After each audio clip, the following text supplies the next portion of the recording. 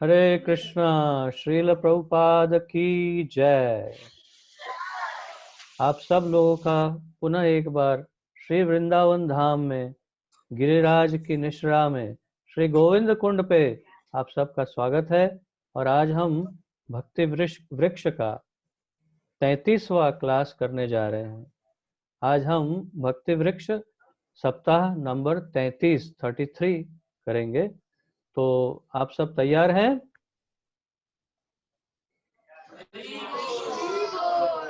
ठीक है, तो नामामृत वाला हिस्सा निकालिए आपके पेपर में और मैं पढ़ना आरंभ करता हूँ।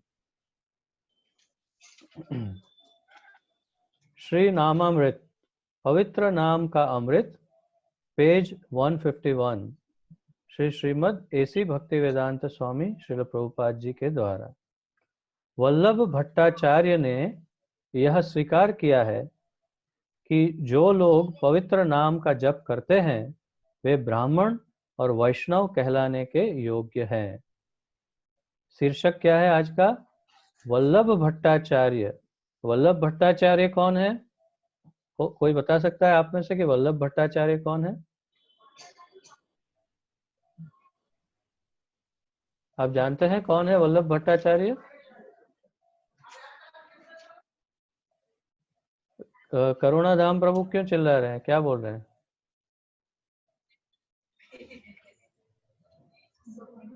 वल्लभ भट्टाचार्य वल्लभाचार्य हैं, जिन्होंने पुष्टि मार्ग की शुरुआत की।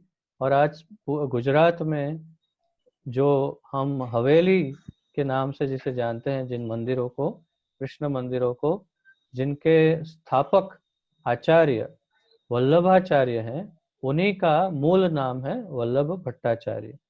तो यहाँ पर वल्लभाचार्य और चैतन्य महाप्रभु के बीच जो संवाद हुए उनसे इसे लिया गया है। अब आप ध्यान से सुनिए। वल्लभ भट्टाचार्य ने स्वीकार किया कि जो लोग पवित्र नाम का जप करते हैं वे ब्राह्मण और वैष्णव कहलाने के योग्य है। तो ब्राह्मण और वैष्णव कहलाने के योग्य कौन है? जो भगवान के पवित्र नाम का जप करते हैं। और इसको स्वीकृति किसने दी है? वल्लभाचार्य जैसे एक महान संत और आचार्य ने दी है। आगे पढ़ते हैं। अतएव वल्लभ भट्ट ने श्री चैतन्य महाप्रभु को भोजन पर आमंत्रित किया और भगवान ने रूप और वल्लभ, यहाँ पर गलती है, आप लोग गलती सुधारिएगा इसको। और भगवान ने रूप और वल्लभ भाइयों को उनसे परिचय कराया। इसमें ये जो वल्लभ भाइयों को लिखा है ना, तो ऐसे लिखो रूप और सनातन भाइयों को उनसे परिचय करवाया।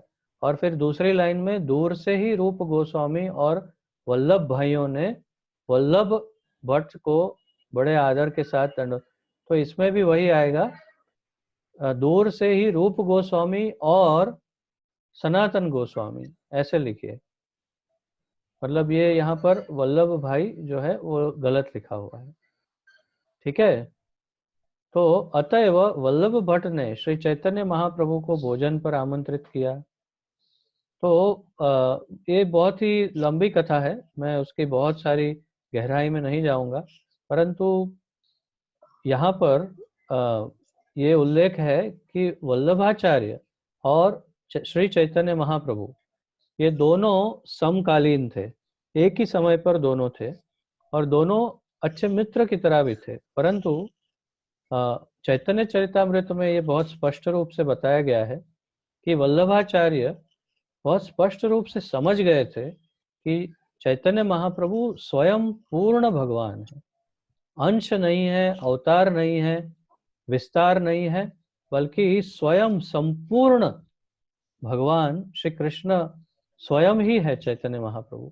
जबकि वल्लभाचार्य को पुष्टि मार्गी जो भक्त हैं वो उन्हें गिरिराज का कभी अवतार बताते हैं, कभी कुछ बताते हैं। तो अलग अलग मतांतर हैं, लेकिन हमारे पास तो आप जानते हैं कि बहुत सारे शास्त्रों के प्रमाण है कि श्री चैतन्य महाप्रभु कृष्ण से अभिन्न है, स्वयं ही श्री कृष्ण भगवान। तो वल्लभाचार्य उनकी सेवा करना चाहते थे और इसी सेवा के उद्देश्य से उन्होंने श्री चैतन्य महाप्रभु को अपने घर पर आमंत्रित किया। अपने घर पर उनको जब आमंत्रित किया तो चैतन्य महाप्रभु अकेले नहीं गए। चैतन्य महाप्रभु अपने साथ में अपने दो शिष्य श्री रूप और श्री सनातन गोस्वामी को साथ लेकर के गए। तो श्री रूप गोस्वामी और सनातन गोस्वामी को जब साथ लेकर गए तो बहुत ही रोचक घटना यहाँ पर घटी। ये आप हम सब मिलकर पढ़ेंगे कि ऐसा क्या हुआ जब रूप और सनातन गोस्वामी को लेकर के श्री चैतन्य महाप्रभु वल्लभाचार्य के घर पर भोजन करने, प्रसाद ग्रहण करने गए थे। तो और भगवान ने रूप और वल्लभ भाइयों का उनसे रूप और सनातन दोनों भाइयों का उनसे परिचय कराया दूर से ही।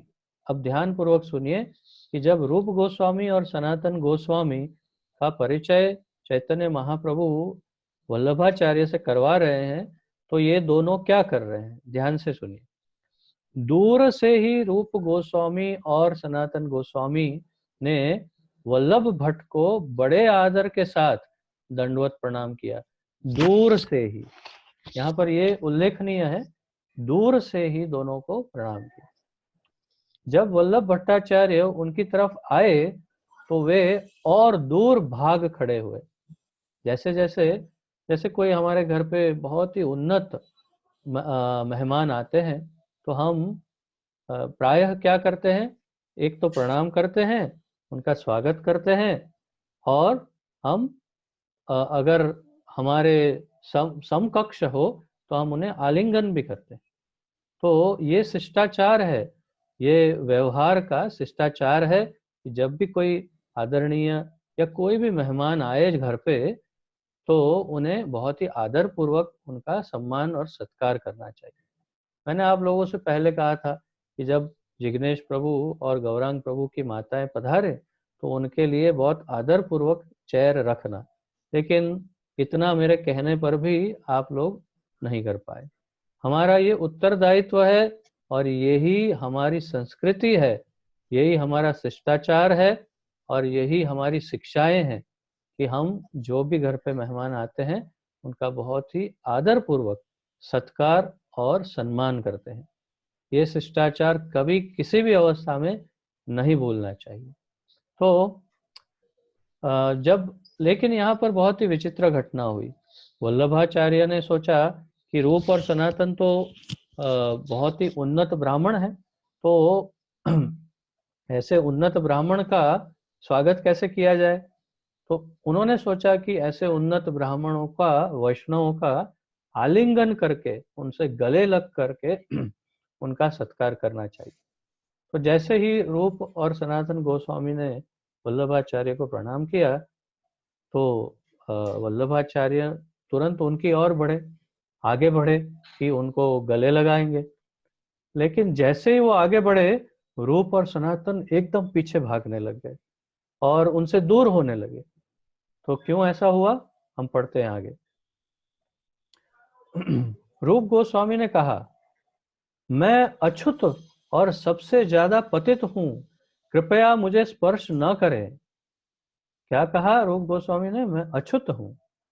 वल्लभ भट्टाचार्य इस बात से बहुत आश्चर्यचकित हुए, परंतु श्री चैतन्य महाप्रभु बहुत प्रसन्न हुए और उन्होंने रूप गोस्वामी का परिचय कराया। तो यहाँ पर दो बातें हैं। एक तो आप सब बहुत ही अच्छी तरह से जानते हैं कि रूप गोस्वामी और सनातन गोस्वामी कौन है। विशेष रूप से जितने भी दीक्षित भक्त हैं हमारे बीच, ये पीछे कौन बात कर रहा है, कौन बोल रहा है, किसकी आवाज आ रही है? कोई भयानक अशिष्ट व्यक्ति है लगता है कि जो पीछे बात कर रहा है क्लास के स्पीच में।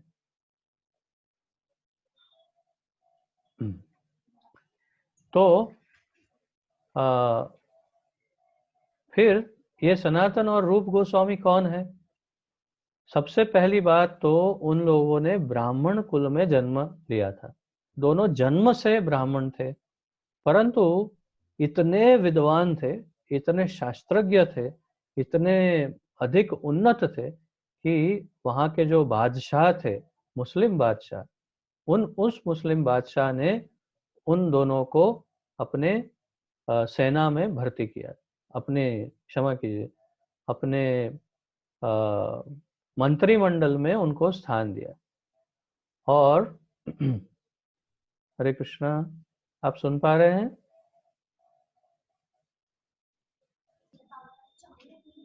तो जैसे मैं कह रहा था आप लोगों को कि यहाँ पर हम रूप और सनातन गोस्वामी के बहुत ही अलग प्रकार के बर्ताव को देख रहे हैं। उनका जो वर्तन है, बर्ताव है, बहुत ही विचित्र है। क्यों? क्योंकि ये दोनों ब्राह्मण कुल में जन्मे थे, वो जन्म से ब्राह्मण कुल में थे, परंतु वहाँ के जो बादशाह हैं, वो बादशाह ने उन लोगों को अपने वहाँ नौकरी पे रखा था। क्यों नौकरी पे रखा था? क्योंकि वे बहुत ही बुद्धिमान थे, कुशाग्र बुद्धि थे, विद्वान थे, शास्त्रज्ञ थे, और इतने विद्वान थे कि वहाँ के बादशाह ने एक को प्रधानमंत्री बनाया था और दूसरे को वहाँ के का फाइनेंस मिनिस्टर बनाया था। तो बहुत ही बड़े मंत्री पद पर उन लोगों को रखा हुआ था। तो उस जमाने में ऐसा ऐसी मान्यता थी, जो शास्त्रों के आधार पर ही थी, कि यदि कोई यवन, मतलब कि मुसलमान बादशाह के वहां पर या तो मुसलमान के वहां पर यदि कोई नौकरी करता है और वो अगर ब्राह्मण है, तो नौकरी करने पर, नौकरी मतलब कि चाकरी, मतलब कि सेवा, तो सेवा किसका गुण धर्म है? शूद्र कर्म स्वभावजम। एक शूद्र का स्वभाव है सेवा करना, चाकरी करना। तो क्योंकि वो एक शूद्र के वहां ही या मलेच के वहां शूद्र का कार्य कर रहे थे, नौकरी कर रहे थे, इसीलिए वहां के ब्राह्मण समाज ने उन लोगों को निष्कासित कर दिया। जबकि इतने विद्वान थे, ब्राह्मण कुल में जन्मे भी थे, इसीलिए। और उनका नाम भी परिवर्तित कर दिया था बादशाह ने। एक का नाम रखा था दबिर खास और एक का शकर मलिक। तो दबिर खास थे रूप गोस्वामी, शकर मलिक थे सनातन गोस्वामी। तो इन लोगों को इस तरह से परिवर्तित करके नौकरी पे रखने के कारण इन लोगों ने अपने आप को पतित घोषित किया था। ये मानते थे कि हम लोग बहुत ही पतित हैं, जबकि पूरे देश के प्रधानमंत्री और बहुत बड़े पद पर थे, बहुत धनवान थे, बहुत विद्वान भी थे। तो जब वे चैतन्य महाप्रभु के शरण में आए, उस राजा को त्याग कर, बादशाह की नौकरी छोड़कर, भाग कर जब श्री चैतन्य महाप्रभु की शरण में आए, तो चैतन्य महाप्रभु ने तुरंत उन्हें स्वीकार कर लिया। क्यों? क्योंकि वे भगवान के बहुत ही शुद्ध भक्त थे, बहुत ही उत्तम भक्त थे, बहुत ही ज्ञानी थे, विद्वान थे। तो चैतन्य महाप्रभु भगवान थे, उन्होंने उनको तुरंत स्वीकार कर लिया। और इसीलिए उन्होंने सोचा कि वल्लभाचार्य जैसे उन्नत भक्त के वहां पर ऐसे दूसरे और दो उन्नत भक्तों को ले जाना चाहिए, जिससे एक उन्नत भक्त दूसरे उन्नत भक्त से मिलेंगे तो बहुत ही आनंद प्राप्त करेंगे। तो उन्होंने अच्छा ही सोचा था और अच्छा सोच करके वो लेके गए। परंतु वहां पर रूप गोस्वामी और सनातन गोस्वामी ने जाकर ये नहीं कहा कि हमारे लिए आप लोगों ने सिंहासन बनवा के रखा है, हम लोग तो कभी प्रधानमंत्री थे, बहुत बड़े पद पर थे, चलो हमें अच्छी अच्छी चेयर दो, उसके ऊपर बिठाओ, हमें सिंहासन दो और हमारी सेवा करो। ऐसा नहीं कहा, बल्कि उन्होंने क्या कहा कि हम इतने पतित हैं कि आप हमसे दूर रहिए, आप हमें छूइए मत, हमारे पास भी मत आइए। इस तरह से उन्होंने बहुत ही विनम्रता से अपने आप को पतित बताते हुए वल्लभाचार्य से अपने आप को दूर रखा। चैतन्य महाप्रभु ये देखकर बहुत ही प्रसन्न हुए। क्यों प्रसन्न हुए? क्योंकि भगवान हमेशा दीन भाव से, विनम्रता से प्रसन्न होते हैं। अगर कोई भगवान के सामने या दूसरों के सामने अपना बड़प्पन दिखाता है कि देखो मैं कितना बुद्धिशाली हूँ, कितना धनवान हूँ, कितना ये हूँ, कितना वो हूँ, कितना सुंदर हूँ, कितना विद्वान हूँ, तो किसी भी चीज से भगवान प्रसन्न नहीं होते। भगवान प्रसन्न होते हैं दीन भाव से और विनम्रता से। दीन भाव के क्या क्या अर्थ क्या है? दीन भाव का अर्थ है कि मैं सबसे अधिक पतित हूँ, मैं बहुत ही ज्यादा पापी हूँ, मैं बहुत दुराचारी हूँ, मैं बहुत भयानक व्यक्तित्व वाला हूँ। हे प्रभु, मेरे जैसे अधम पापी को आप शरण दीजिए। मैं बुद्धिहीन भी हूँ, मेरे अंदर कोई ज्ञान नहीं है, बुद्धि नहीं है। ऐसी दीनता से जब हम भगवान की शरण में जाते हैं तो भगवान तुरंत प्रसन्न हो जाते हैं और हमें अपनी शरण में रख लेते हैं।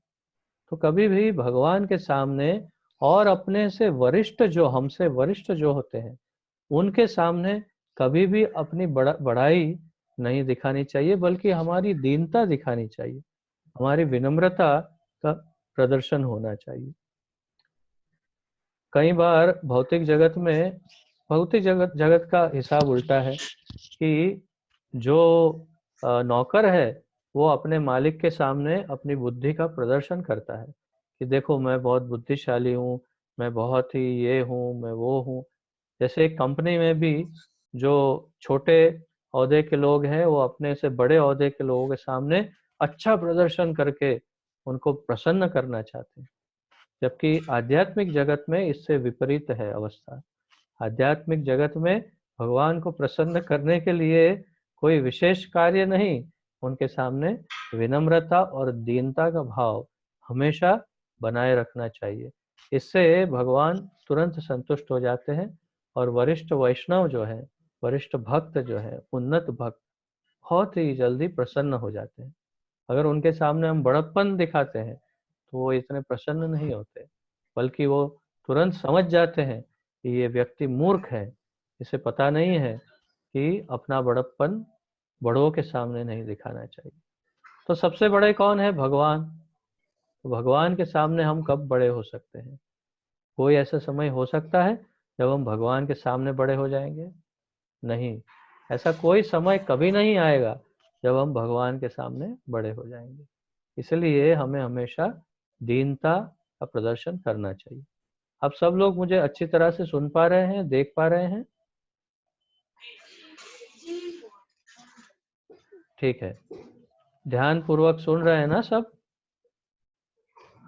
बहुत ही महत्वपूर्ण बात है। भगवान को प्रसन्न करने के लिए जो गुण चाहिए उन गुणों की मैं चर्चा कर रहा हूं आपके सामने। ठीक है, आगे पढ़ते हैं। श्री चैतन्य महाप्रभु ने कहा, उसे मत स्पर्श करो क्योंकि वह एक बहुत निम्न जाति का है। अब देखिए, भगवान चैतन्य महाप्रभु भी वही कह रहे हैं जो रूप गोस्वामी कह रहे हैं। वो भी कह रहे हैं कि ये बहुत निम्न जाति का है, उसे स्पर्श मत करो। वास्तविकता ये है कि रूप गोस्वामी और सनातन गोस्वामी से उन्नत शायद ही कोई इस धरती पर उस वक्त मौजूद था, क्योंकि आप जानते हैं कि भगवान की नित्य लीला में रूप और सनातन गोस्वामी कौन है? मंजरियां हैं, मतलब कि जो अष्ट सखियां हैं उनकी सेविकाएं हैं, मतलब बहुत ही उन्नत जीव हैं। तो कैसे ये निम्न हो सकते हैं? परंतु चैतन्य महाप्रभु एक तरह से हास्य कर रहे हैं। क्या कह रहे हैं? आप वैदिक सिद्धांत के आचार्य हैं और अनेक वैदिक यज्ञों को संपन्न करने के कराने में दक्ष हैं। आप उच्च जाति से भी हैं।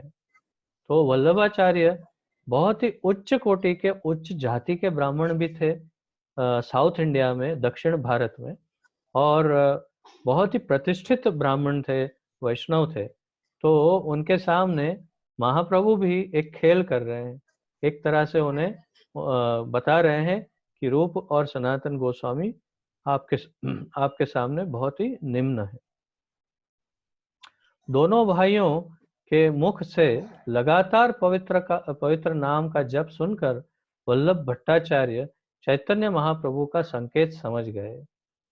फिर क्या हुआ? फिर चैतन्य महाप्रभु और वल्लभाचार्य दोनों अंदर चले गए घर में, और उनकी बातें होने लगी, और रूप और सनातन बाहर बैठे रहे कोने में, एकदम अलग निम्न स्तर पे। लेकिन वल्लभाचार्य बार बार उनके सामने देखते रहे, ये दोनों क्या कर रहे हैं। तो उन्होंने गौर किया कि रूप और सनातन गोस्वामी सतत निरंतर भगवान के नाम का जप कर रहे हैं। हरे कृष्ण कृष्ण कृष्ण हरे हरे, हरे राम राम राम हरे हरे। आप सब लोग ध्यान पूर्वक सुन पा रहे हैं? ठीक।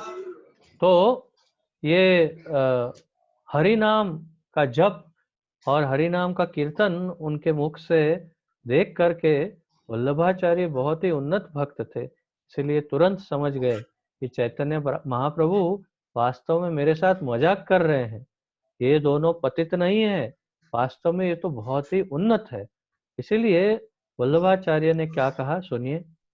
वल्लभ भट्टाचार्य ने स्वीकार किया, ये दोनों लगातार कृष्ण के पवित्र नाम का जप कर रहे हैं, तो ये कैसे अछूत हो सकते हैं। इसके विपरीत ये बहुत ही उच्च कोटि के हैं। क्या कहा वल्लभाचार्य ने? तुरंत समझ गए कि जो भी व्यक्ति इस समग्र संसार में, चाहे किसी भी कुल का हो, किसी भी जाति, समुदाय, अवस्था का, वर्ण का, कैसा भी व्यक्ति हो, अगर वो भगवान श्री कृष्ण के नाम का जप कर रहा है, उच्चारण कर रहा है, तो सबसे ऊपरी, सबसे उच्च कक्षा का है। ये शास्त्रों में बहुत ही स्पष्ट बताया गया है, क्योंकि वल्लभाचार्य सारे शास्त्रों को जानते थे, इसीलिए तुरंत समझ गए कि ये दोनों भगवान के नाम का जप कर रहे हैं, इसलिए ये दोनों पतित हो ही नहीं सकते। और तुरंत इसलिए उन्होंने क्या क्या कहा, ये दोनों लगातार कृष्ण के पवित्र नाम का जप कर रहे हैं, तो ये कैसे अछूत हो सकते हैं। इसके विपरीत ये बहुत ही उच्च कोटि के हैं। ऐसी घोषणा श्री वल्लभाचार्य ने की। वल्लभ भट्टाचार्य का दोनों भाइयों की उच्च स्थिति को स्वीकार करने से उन लोगों को सबक लेना चाहिए जो ब्राह्मण होने का झूठा अहंकार करते हैं। कभी कभी ऐसे ब्राह्मण कहलाए जाने वाले लोग हमारे पाश्चात्य देशों के शिष्यों को भक्त या ब्राह्मण मानने से इनकार करते हैं।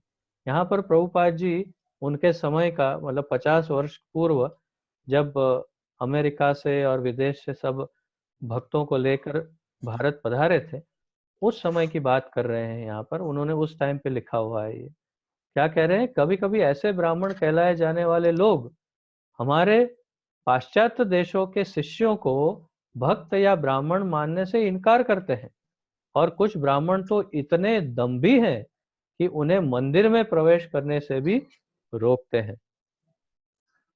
आपको वैसे मैं पहले पूर्व में भी बता चुका हूं, लेकिन फिर से एक बार आपको बताता हूं कि श्री जगन्नाथपुरी मंदिर में, श्री जगन्नाथपुरी धाम में, जगन्नाथ मंदिर के अंदर आज भी जो भारतीय नहीं होते, भारतीय नहीं, जो हिंदू नहीं होते, उन लोगों के लिए प्रवेश वर्जित है।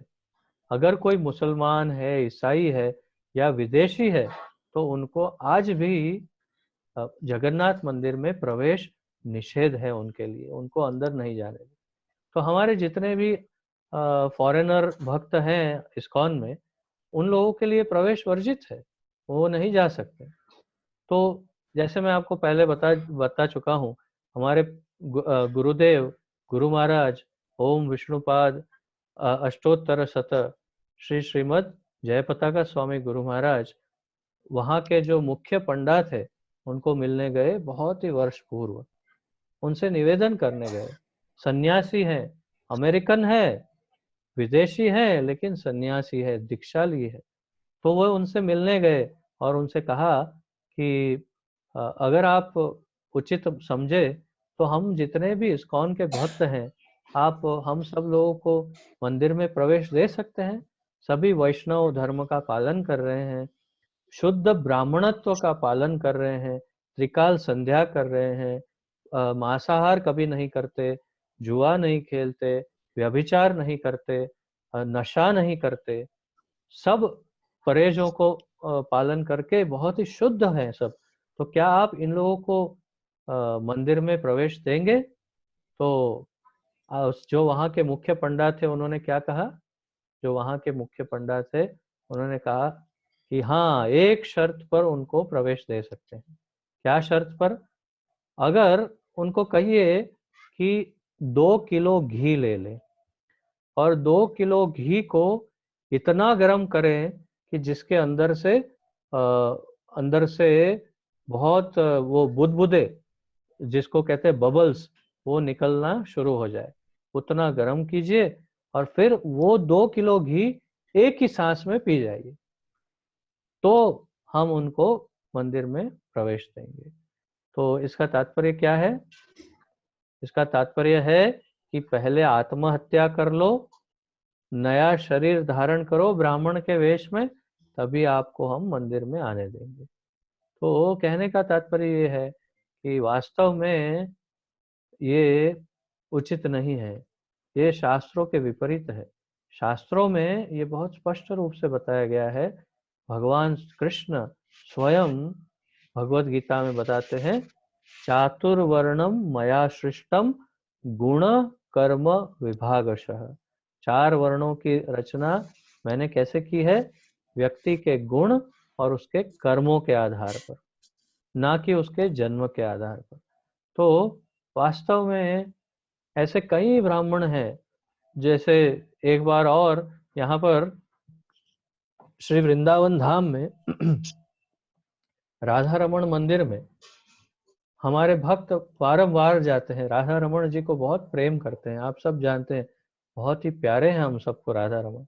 तो कुछ विदेशी भक्त कुछ वर्ष 50 वर्ष पूर्व की बात है, राधा रमण मंदिर में गए थे और दर्शन कर रहे थे। तो वहाँ के जो पुजारी है उन्होंने कहा, आप लोग बहुत अच्छा कर रहे हो, आप बहुत अच्छा कर रहे हो। तो ये तो सब विदेशी भक्त प्रसन्न हो गए, उन्होंने कहा, यारे वाह, ये तो हमारी प्रशंसा कर रहे हैं। तो वो पुजारी ने कहा कि आप लोग ऐसे ही करते रहिए, तो आपको अगला जन्म जो है ब्राह्मण का मिलेगा और फिर आप भगवान की सेवा कर पाएंगे। तो फिर ये लोग बहुत निराश हो गए। उन्होंने आकर के प्रभुपाद जी को कहा कि अरे वो राधा रमण मंदिर का पुजारी तो ऐसे कह रहे थे कि आप इसी तरह से भक्ति करिए, नाम जप करिए, तो आप ब्राह्मण कुल में जन्म लेंगे। तो प्रभुपाद जी ने कहा, आप वापस जाइए और उन्हें बताइए कि आप इसी तरह भगवान के विग्रह की सेवा करते रहिए, पूजन अर्चन करते रहिए, आपको अगला जन्म इस्कॉन में मिलेगा और तब आप प्रचार कर पाएंगे भगवान के नाम। तो तात्पर्य ये है कि पुजारी की सेवा से कहीं अधिक महत्वपूर्ण नाम जप की सेवा और प्रचार की सेवा है। ये सेवा पुजारी होने की सेवा से कहीं अधिक महत्वपूर्ण और विशेष है। तो यहाँ पर जो हम आज यहाँ पर ये रूप गोस्वामी, सनातन गोस्वामी एवं वल्लभाचार्य का ये वृतांत सुन रहे हैं, इससे हमें क्या समझना है? हमें ये समझना है कि जो भगवान के नाम का जप करते हैं, भगवान के नाम का कीर्तन करते हैं, श्री कृष्ण के नाम का जप और कीर्तन, वो सबसे उच्च अवस्था में है, सबसे सम्माननीय अवस्था में है और उनको सबसे अधिक सम्मान देना चाहिए। ये शास्त्रों में बहुत स्पष्ट बताया है। तो आगे श्री प्रभुपाद बताते हैं, अतः श्री चैतन्य महाप्रभु यहाँ एक महान शिक्षा देते हैं कि वल्लभ भट्टाचार्य ब्राह्मण जाति के महान आचार्य और एक वैदिक ज्ञान के ज्ञाता थे। उन्होंने भी यह स्वीकार किया कि जो कोई भी भगवान के पवित्र नाम का जप करते हैं वे प्रामाणिक ब्राह्मण और वैष्णव है, अतः वे उच्च कोटि के हैं। श्री चैतन्य चरितामृत मध्य लीला से ये लिया गया है। तो आप सब बहुत ही स्पष्ट रूप से समझ गए कि भगवान के नाम का महत्व सबसे ज्यादा है, और जो भगवान का नाम जपता है और कीर्तन करता है वो सबसे श्रेष्ठ, हर तरह से सबसे श्रेष्ठ है।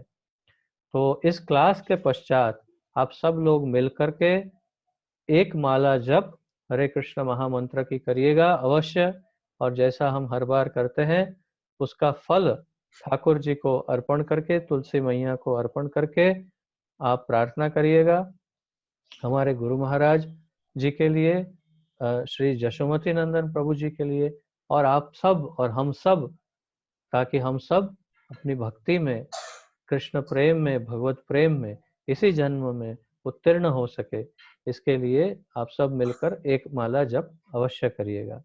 ठीक है?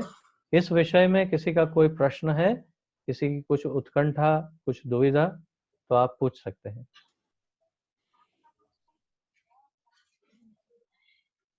किसी का कोई प्रश्न?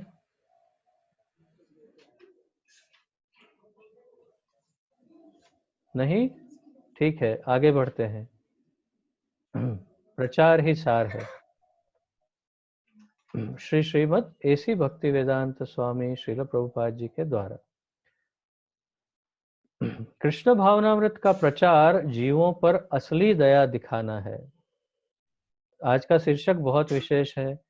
कई कई बार हम सब बहुत ही नम्र भाव के होते हैं, विनम्र नहीं, नम्र, अंदर से कोमल हृदय के होते हैं, और हमें कई बार काफी लोगों पर दया आ जाती है। तो असली दया कैसे दिखानी चाहिए वो यहाँ पर प्रभुपाद जी बता रहे हैं। प्रभुपाद जी कहते हैं, यदि कोई जीव कृष्ण भावनामृत में विकास करता है और अन्यों के प्रति दयालु होता है, तथा यदि उसका आत्म साक्षात्कार विषयिक आध्यात्मिक ज्ञान पूर्ण होता है, तो वह भवबंधन से तुरंत मुक्ति पा लेगा। भवबंधन से मुक्ति पाने का मार्ग क्या है? कृष्ण भावनामृत में कोई विकास करता है, अन्य के प्रति दयालु होता है, तथा उसका आत्म साक्षात्कार विषयक आध्यात्मिक ज्ञान पूर्ण होता है। ये तीन चीज होने से वो भवबंधन से मुक्ति पाता है। तो इस श्लोक का मतलब, जिस श्लोक की यहाँ भागवत के चौथे स्कंद के 29वें अध्याय का पहला श्लोक यहाँ पर जो है उसकी चर्चा है। दया जीवेशु, अन्य जीवों के प्रति दया का सूचक है, और यह इंगित करता है कि यदि कोई जीव आत्म साक्षात्कार में प्रगति करने का इच्छुक है तो उसे अन्य जीवों पर दयालु होना चाहिए। यदि किसी को आत्म साक्षात्कार में प्रगति करनी हो तो दूसरे जीवों पर दयालु होना चाहिए। अब इसका अर्थ समझने जैसा है। कैसे दयालु हुआ जा सकता है, दया कैसे की जा सकती है? जैसे उदाहरण के रूप में एक व्यक्ति है जो मदिरालय में जाता है। मदिरालय जानते हैं सब? दारू का अड्डा है ना, उसमें जाता है और पूरी बोतल, ये दो हाथ दिख रहे हैं ना, हाँ, वो पूरी बोतल भर के दारू पीता है, बाहर निकलता है, नशे में झूमता है, झूम करके एक खड्डे के अंदर गिर जाता है, और फिर बहुत ही उसके पैसे सब खत्म हो गए होते हैं, उसको चोट बहुत ज्यादा लगी होती है। ठीक है? और इसके सामने एक और कोई वैष्णव है, कोई भगवान का भक्त है, कोई अच्छा व्यक्ति है, वो वहां से उसी रास्ते से चल रहा होता है, और उसको अचानक उसका पैर फिसल जाता है और वो भी खड्डे में गिर जाता है। अब दोनों तरफ, दोनों जगह पर एक ही समय पर, एक दारू पी के खड्डे में गिरा है और एक भगवान का भक्त है, पैर फिसलने से खड्डे में गिरा है। तो सबसे पहले किसकी मदद करनी चाहिए और क्या करना चाहिए? दौड़ करके जो दारू पिया हुआ है उसे उठा लेना चाहिए। सही बात है ना? हाँ? नहीं?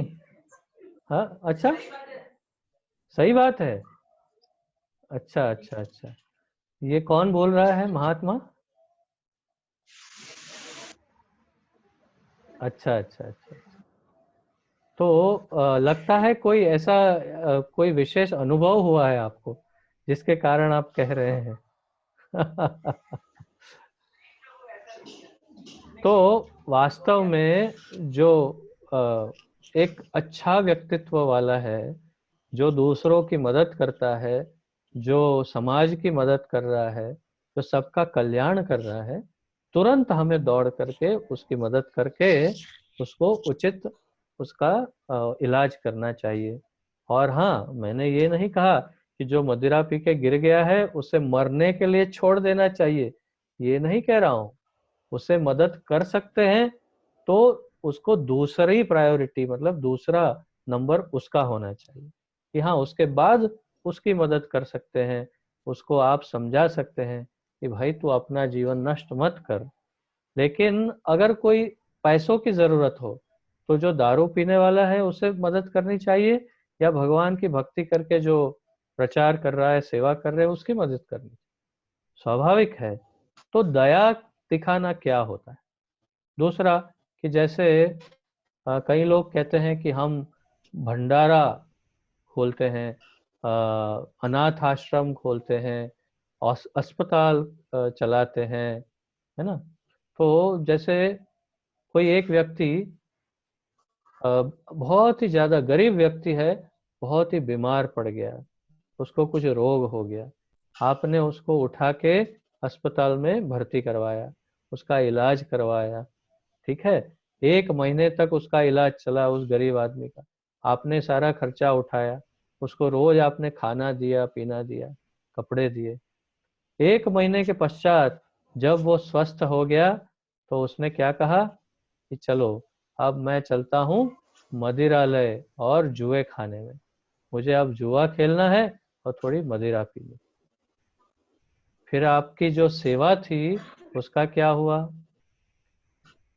और आपने, और एक विशेष बात आपसे कहता हूं मैं, कि ऐसे में मान लीजिए कि वो अस्पताल से नीचे उतर रहा है, वो बिल्कुल स्वस्थ हो गया, रोड पे आ गया, रोड क्रॉस करने की कोशिश कर रहा है, और अचानक एक गाड़ी आई और उसे ठोकर मार दी। तो उस गाड़ी की ठोकर से वो वापस क्षतिग्रस्त हुआ और वापस उसी अस्पताल में उसको भर्ती करना पड़ा।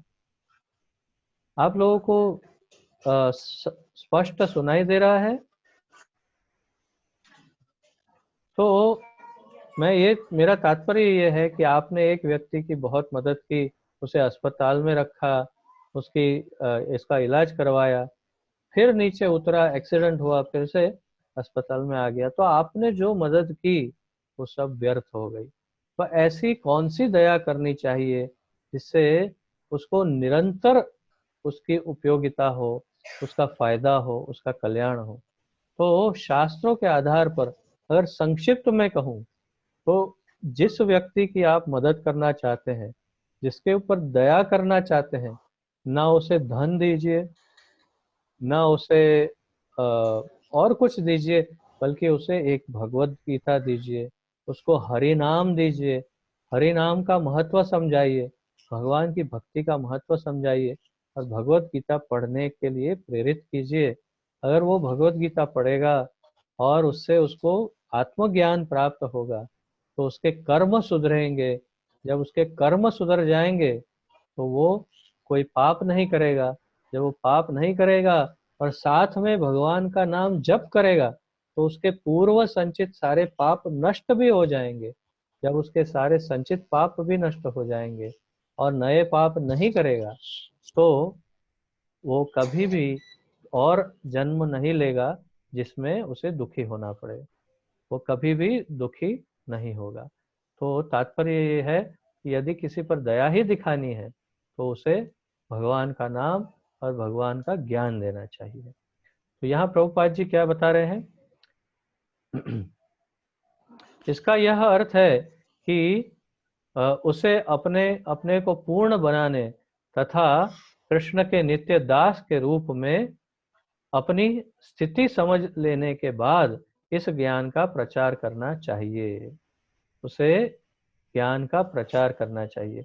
कौन से ज्ञान का प्रचार करना चाहिए? भगवान का। इसका प्रचार करना ही जीवों पर असली दया दिखाना है। अन्य प्रकार के मानव कल्याण कार्य अस्थायी रूप से शरीर के लिए लाभप्रद हो सकते हैं, किंतु जीव आत्मा है, अतएव अंततः मनुष्य को उसके आध्यात्मिक जीवन का ज्ञान देकर ही जीव उसके प्रति अपनी असली दया दिखा सकता है। हमने ये नहीं कहा कि अस्पताल नहीं होने चाहिए। हमारे इस्कॉन में बहुत सारे अस्पताल, स्कूल और बहुत सारे, हम लोग सबको प्रसाद भी बांटते हैं फूड फॉर लाइफ के नाम से। अनेक लाखों लोगों को प्रसाद बांटते हैं, परंतु ये हमारा मुख्य उद्देश्य नहीं है। अस्पताल, खाना, कपड़े, ये सब मुख्य उद्देश्य नहीं है। मुख्य उद्देश्य है उसको जन्म मृत्यु के चक्कर से बचाना, और वो करने के लिए उसे भगवान का ज्ञान देना जरूरी है, भगवान का नाम देना जरूरी है। तो आप सब समझ गए कि प्रचार करने से ही आप बाकी सब लोगों की मदद कर सकते हैं, न कि केवल उनको शारीरिक रूप से मदद करके। स्पष्ट हो रहा है? सब समझ रहे हैं ध्यान से, अच्छे से? हरि बोल। इस विषय पर किसी का कोई प्रश्न है?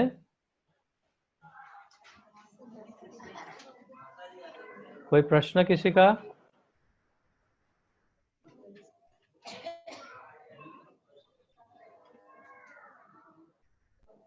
किसी का कोई प्रश्न नहीं है? सब कुछ स्पष्ट समझ रहे हैं?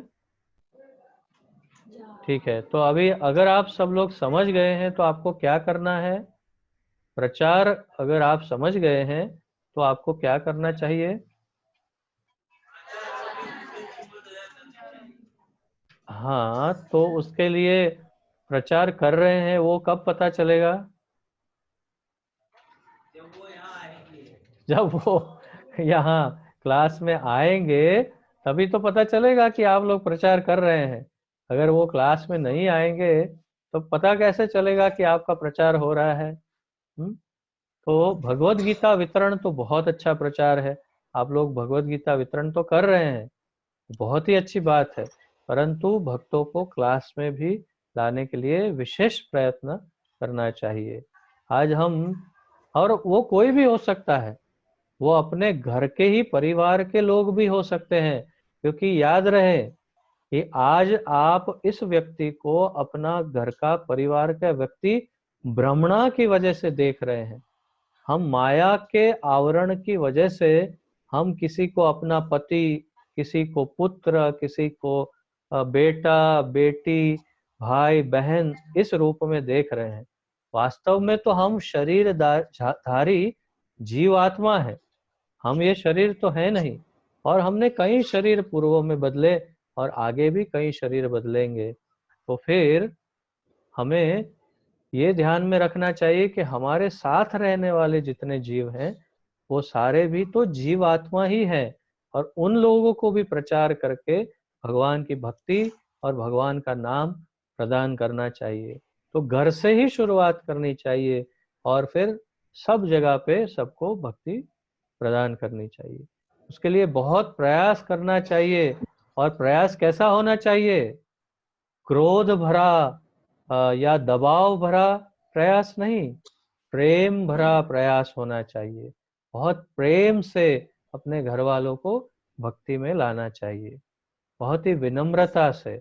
अगर दबाव डालेंगे, क्रोध करेंगे, तो वो लोग कभी भक्त नहीं बनेंगे। ठीक है? ठीक है, तो किसी का कोई प्रश्न नहीं है ना? ठीक है, तो अभी अगले हिस्से में चलते हैं। सब इधर ध्यान दीजिए। हमारा अगला चरण जो है वो है आध्यात्मिक उन्नति।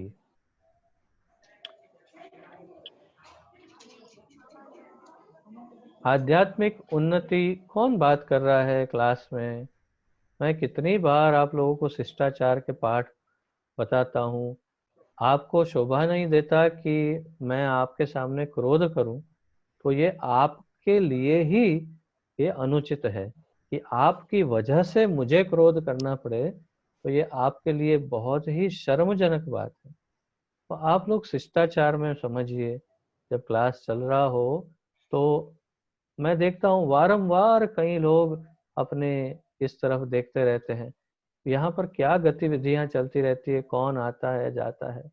तो यहाँ पर जो कर रहे हैं गतिविधियां, उन्हें भी शर्म आनी चाहिए कि मैं क्लास में डिस्टरबेंस कर रहा हूँ, और आप लोगों को भी आवाज नहीं करनी चाहिए। ध्यान से क्लास में एकाग्रता से सुनना चाहिए। ये हमारे सामान्य शिष्टाचार है, ये आध्यात्मिक शिष्टाचार नहीं है, ये सामान्य शिष्टाचार है। ठीक है, तो अभी ध्यान से सुनिए। आध्यात्मिक उन्नति भाग 33,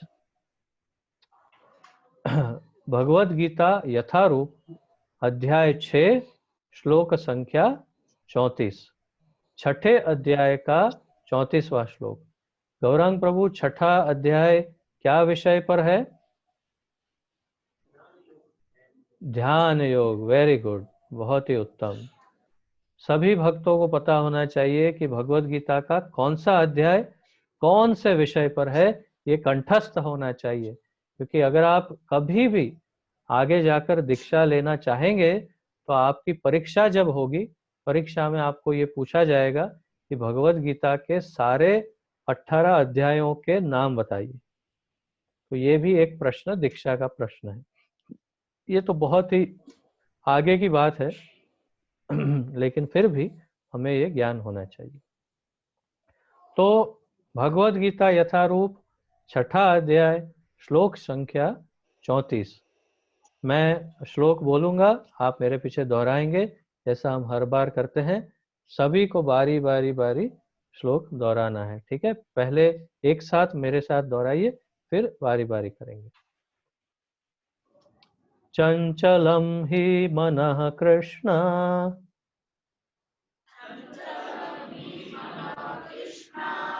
प्रमाथि बलवदृढम्,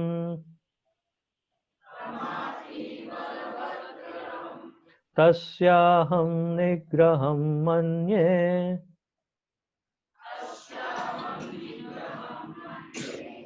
वायोरिव सुदुष्करम्।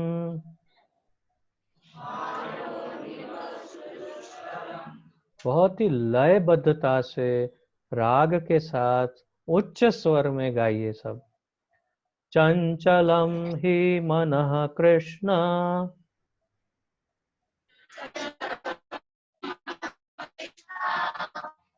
प्रमाथि बलवदृढम्,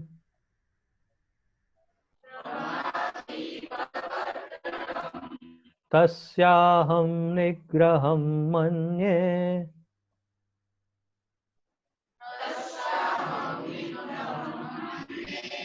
वायोरिव सुदुष्करम्।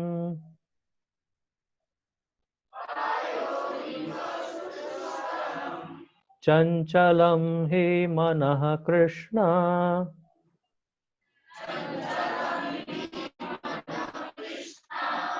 प्रमाथि बलवदृढम्,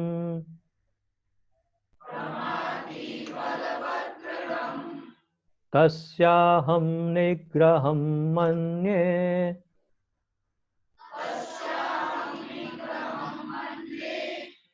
वायोरिव सुदुष्करम्।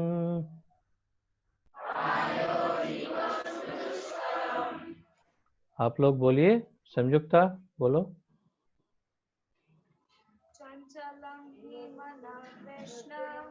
चंचलं हि मनः कृष्ण,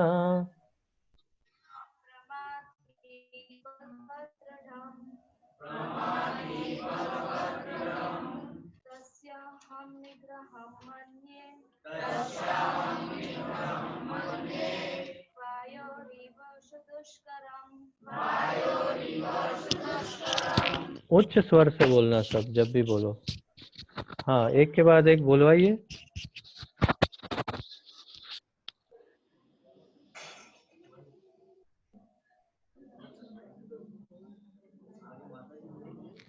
जल्दी से, जल्दी जल्दी, समय नष्ट मत करिए।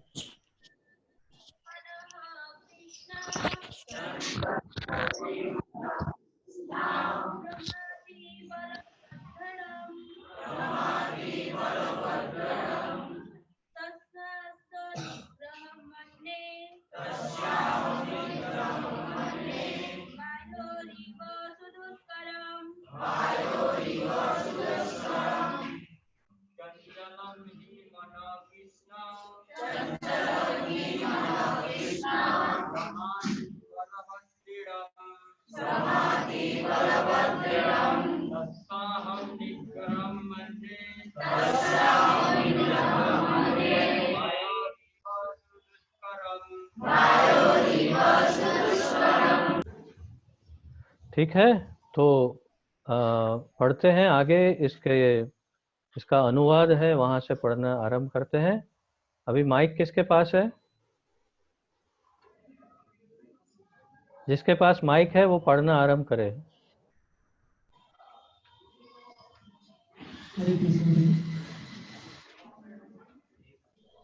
चंचलं हि मनः कृष्ण नहीं, वो हो प्रमाथि गया। बलभद्रं केवल उनके अनुवाद से पढ़िए।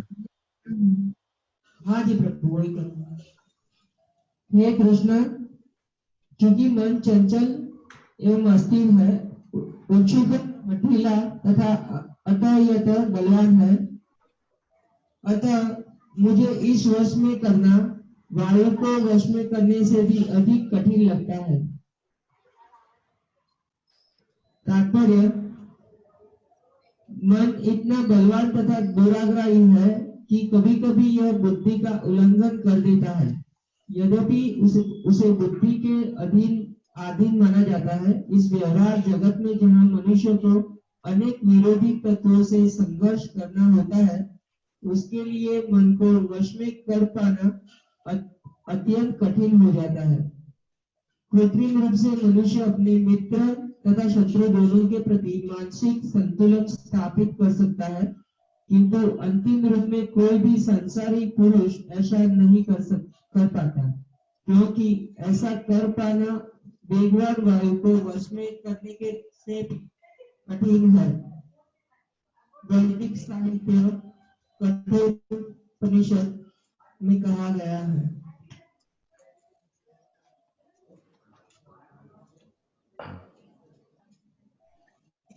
हाँ, संयुक्ता को दीजिए माइक।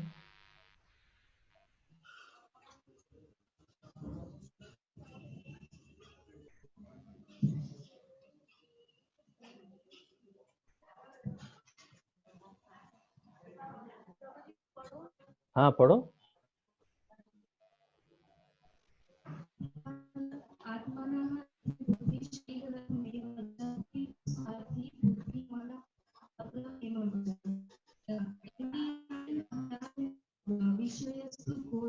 गोचरान आत्मनिंद्रिय मनोयुक्त भक्तो प्रत्येक व्यक्ति इस भौतिक शरीर रूपी रथ पर आरूढ़ है और बुद्धि इसका साथी है, मन लगाम है तथा इंद्रिया घोड़े हैं। इस प्रकार मन तथा इंद्रियों की संगति से यह आत्मा सुख या दुख का भोगता है। ऐसे बड़े बड़े चिंतकों का कहना है कि यद्यपि बुद्धि को मन का नियंत्रण करना चाहिए, किंतु मन इतना प्रबल तथा हठी है, इसे अपनी बुद्धि से भी जीत पाना कठिन हो जाता है। जिस प्रकार की अच्छे से अच्छी दवा द्वारा कभी कभी रोग वश में नहीं हो पाता, ऐसे प्रबल मन को योगाभ्यास द्वारा वश में किया जा सकता है, किंतु ऐसा अभ्यास कर पाना अर्जुन जैसे संसारी व्यक्ति के लिए भी व्यवहारिक नहीं होता। तो फिर आधुनिक मनुष्य के संबंध में क्या कहा जाए।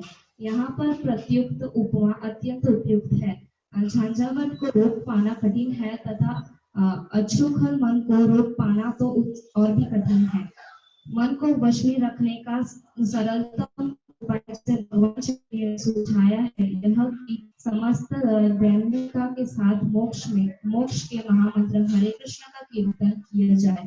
विधि यह है कि सवे मनः कृष्ण पदारविंदयो, मनुष्य को चाहिए कि वह अपने मन को पूर्णतः कृष्ण में लगाए, तभी मन को विचलित करने के लिए अन्य व्यवस्थाएं शेष नहीं रह जाएगी।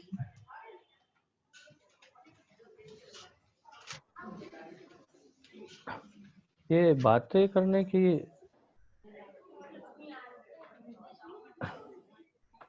तो हम खोज, समझ और प्रयोग, ये तीनों हिस्सों से जैसे हर बार प्रश्नोत्तरी करते हैं, वैसे ही आज भी इनके प्रश्न के उत्तर इसमें से देखेंगे और आप सबसे इन उत्तरों को प्राप्त करेंगे। खोज में सबसे पहला प्रश्न है, रथ और सारथी की उपमा को अपने शरीर और स्वयं के उदाहरण से समझाइए। रथ और सारथी की उपमा को अपने शरीर और स्वयं के उदाहरण से समझाइए।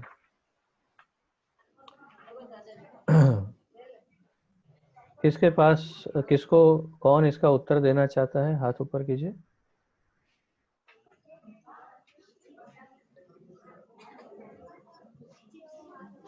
पायल, पायल को माइक दीजिए।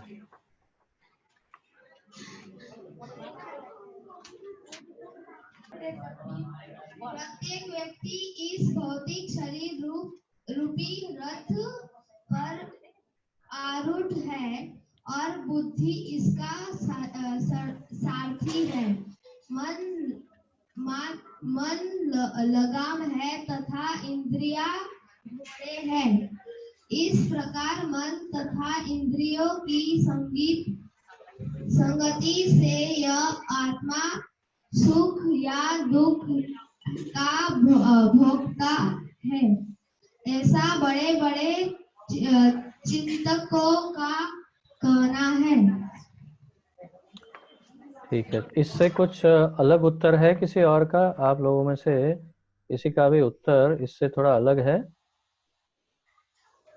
हाँ गौरंग, तुम्हारा अलग है उत्तर?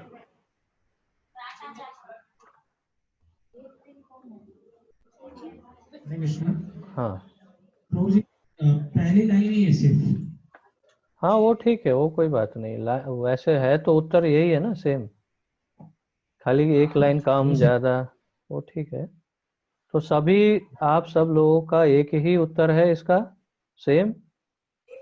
ठीक है, अभी ध्यान दीजिए, जो मेरे मत से है वो मैं बता रहा हूँ, वैसे वही है लेकिन थोड़ा सा विस्तार से इसको समझते हैं। प्रश्न ये है कि रथ और सारथी की उपमा को अपने शरीर और स्वयं के उदाहरण से समझाइए। तो भगवान ने भगवत गीता में हमें इस शरीर को, आत्मा को, मन को, इंद्रियों को, ये सब को एक रथ के साथ उसकी तुलना की है। और वो तुलना इसलिए की है ताकि हम बहुत ही जल्दी से समझ जाए। आप लोग कल्पना कीजिए कि एक रथ है, रथ के अंदर 5 घोड़े हैं, एक सारथी है और एक रथी है, जो आगे सारथी ड्राइवर है और पीछे रथी है जो अंदर बैठा हुआ है रथ में। तो ये कल्पना आप कीजिए। तो इसमें जिस प्रकार इस उत्तर में बताया है, ये श्लोक का वर्णन है। श्लोक कहाँ से लिया है? कठोपनिषद का ये श्लोक है। उसमें क्या कहा है? आत्मानम रथिनम विद्धि शरीरम रथम एवच। मतलब जो शरीर है उसको रथ बताया गया है। ये हमारा जो शरीर है वो रथ है। आत्मानम रथिनम, रथिन मतलब कई लोगों के कभी कभी नाम होते हैं रथिन। रथिन का क्या अर्थ है? जो रथ के अंदर है उसे रथिन कहते हैं, जो रथ में बैठ के सवारी कर रहा है। तो मैंने जो जैसे कहा कि जो रथ आरूढ़ हुआ है, रथ में बैठा हुआ है, वो है आत्मा। मतलब आत्मा कौन है? मैं स्वयं ही आत्मा हूँ। तो रथ शरीर है, इस शरीर रूपी रथ के अंदर बैठा कौन है? मैं आत्मा। बुद्धिम तु सारथिम विद्धि, बुद्धि जो है वो इस रथ की सारथी है। मतलब कहाँ जाना, कहाँ नहीं जाना, कितना फास्ट घोड़ों को चलाना, कितना स्लो चलाना, किस तरफ ले जाना, क्या करना, ये सब कुछ सारथी के हाथ में होता है। तो सारथी कौन है? बुद्धि।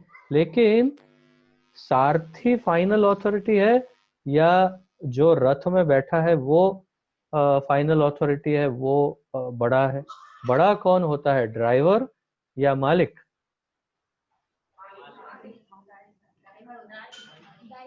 ड्राइवर बड़ा होता है, बहुत सही बात है। ड्राइवर इसलिए बड़ा होता है क्योंकि उसने मालिक को नौकरी पे रखा होता है, ड्राइवर ने। सही बात है ना?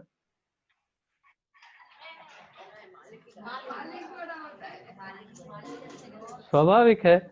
मालिक मालिक शब्द ही सूचक है कि मालिक बड़ा होता है, ड्राइवर छोटा होता है। तो ड्राइवर मालिक के अधीन होता है, वो अपनी मनमानी नहीं कर सकता।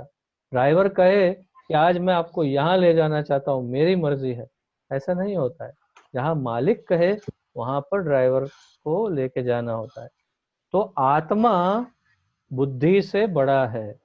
तो बुद्धि को कौन निर्देशन देता है? आत्मा, मतलब मैं। मुझे अपनी बुद्धि को निर्देशन देना है कि अब ऐसा ऐसा करना है। लेकिन बुद्धि से नीचे क्या है वो देखते हैं। बुद्धिम तु सारथिम विद्धि मनः प्रग्रहमेव च।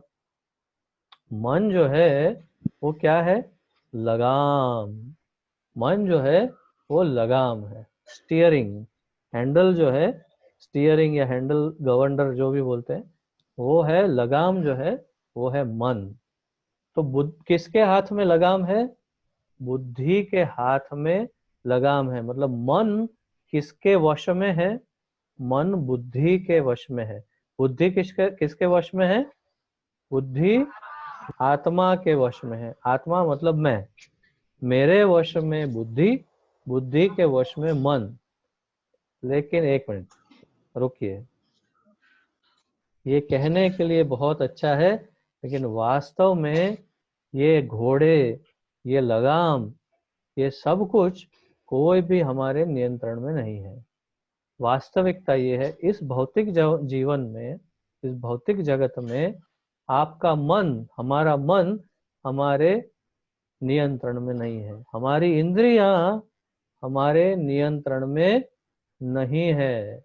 हमारी बुद्धि भी पूर्ण रूप से हमारे नियंत्रण में नहीं है। इसीलिए जो नहीं होना चाहिए ऐसे अनुचित कार्य हो रहे हैं। तो फिर देखते हैं इसको कि कठोपनिषद क्या कहता है। इंद्रियाणि हयानाहुर, उसका क्या अर्थ है कि मन लगाम है तथा इंद्रियां घोड़े हैं। अपने जितनी इंद्रियां हैं, अलग अलग प्रकार की, सूंघने की इंद्रिया, फिर स्पर्श इंद्रिया, स्वाद इंद्रिय, ये ऐसे जितनी हमारी इंद्रियां हैं वो सब घोड़े हैं। आप कल्पना कर रहे हैं ना, ये शरीर रथ है, रथ के घोड़े जो हैं वो हमारी इंद्रियां हैं। सबसे शक्तिशाली वास्तव में इंद्रियां हैं। लेकिन उन इंद्रियों को कंट्रोल में करने के लिए एक वस्तु है, और वो है लगाम। वो मन है। लेकिन लगाम ही कभी कभी इधर उधर होती रहती है। तो जब लगाम इधर उधर होती है तो उसको कंट्रोल करने के लिए कोई है, सारथी, जो उसको पकड़ के रखता है, वो है बुद्धि। और बुद्धि अगर सारथी अगर यहाँ वहां देखने लग जाए तो सारथी को कंट्रोल करने के लिए कौन है? रथी, मतलब आत्मा। इससे मुझे याद आया, मैं आपको बताऊं कि मैंने ऐसे विशेष आदरणीय कुछ स्रोतों से सुना है, कुछ महात्माओं से सुना है कि वास्तव में पूर्व काल में जब रथ और सारथी, मतलब रथी और सारथी जब चलते थे, तो युद्ध की भूमि में इतना कुछ कहना, मतलब इतना आवाज होता है युद्ध भूमि में कि अगर रथी सारथी को कुछ कहना चाहता है, मतलब जो पैसेंजर है वो ड्राइवर को कुछ कहना चाहता है कि अब ऐसे करो ऐसे करो, तो आवाज सुनाई नहीं देती है युद्ध भूमि में। तो ये एक परंपरा थी उस काल में कि पैर मार करके सारथी को बताया जाता है, चाहता था कि ऐसा करो।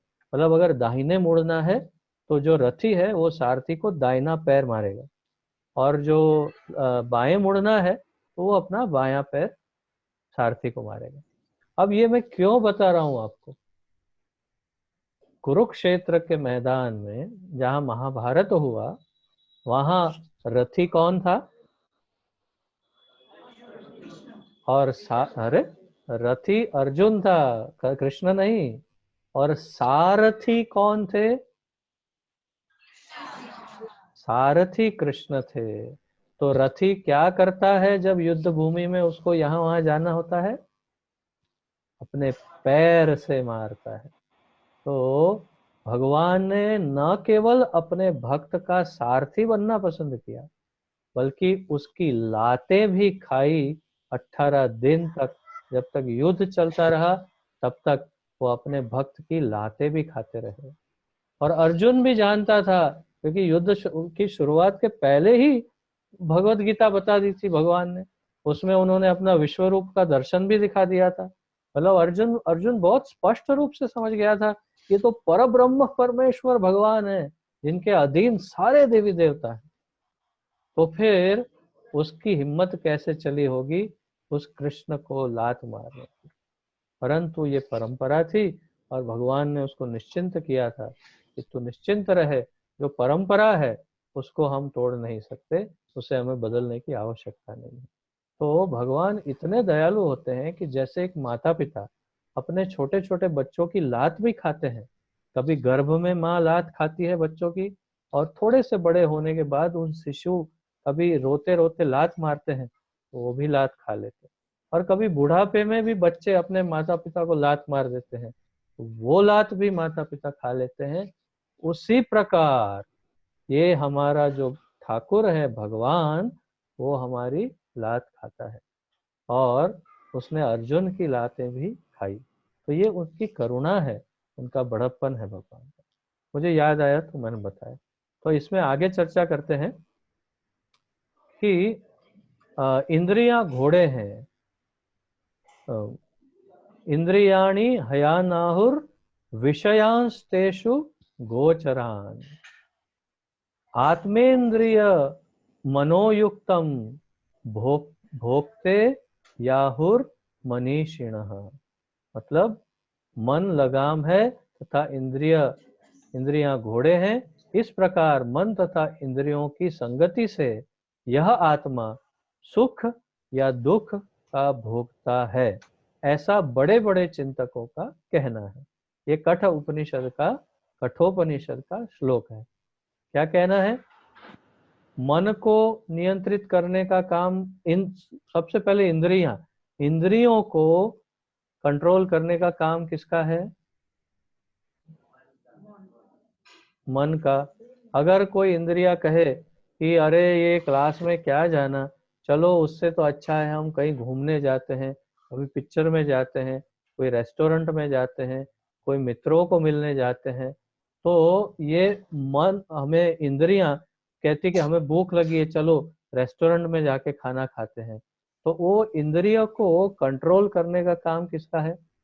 मन का। लेकिन कभी कभी मन ही भटक जाता है, मन बोलता है नहीं नहीं, वो इंद्रियों का वास्तव में गुलाम हो जाता है। आगे भगवत गीता में भगवान बताते हैं कि सबसे अधिक पावरफुल शक्तिशाली मन है, लेकिन मन से भी अधिक शक्तिशाली जो है वो इंद्रियां हैं। तो इंद्रियों को अगर मन कंट्रोल नहीं कर पाता, मन स्वयं ही भटक जाता है, तो उसे बुद्धि कंट्रोल में करती है। अरे क्या बात करता है, यहाँ भगवत गीता जाके सुनेगा, थोड़ा हरिनाम जप करेगा तो जीवन का उद्धार होगा और ये जन्म मृत्यु के चक्कर से छूट जाएगा। ऐसे तो सबको बोलता फिरता है, अरे કેટલું બધું दुख पड़े छे, શું કહું, इतना दुखी दुखी हो गया है। लेकिन जब भगवत गीता सुननी है, जब भगवान का नाम लेना है, तो वो सब दुख भूल जाता है। तो ये समझाने का कार्य बुद्धि का है।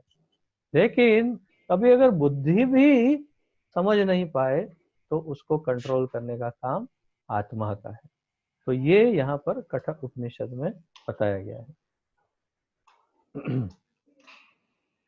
तो बस यहाँ तक है उत्तर। इसको हमने काफी विस्तार से समझ लिया। अब दूसरे प्रश्न की तरफ बढ़ते हैं आगे। मन को कौन नियंत्रित करता है? प्रश्न के उत्तर तो मिल ही गए हैं, फिर भी आप लोगों से मैं पूछना चाहूंगा, मन को कौन नियंत्रित करता है? उत्तर क्या है? बुद्धि। बुद्धि को मन का नियंत्रण करना चाहिए। उत्तर बहुत स्पष्ट है। उसके बाद, मन को नियंत्रित करना इतना कठिन क्यों है? मन को नियंत्रित करना इतना कठिन क्यों है? इसका उत्तर कौन देना चाहेगा? कौन उत्तर देना चाहेगा? हाथ ऊपर कीजिए।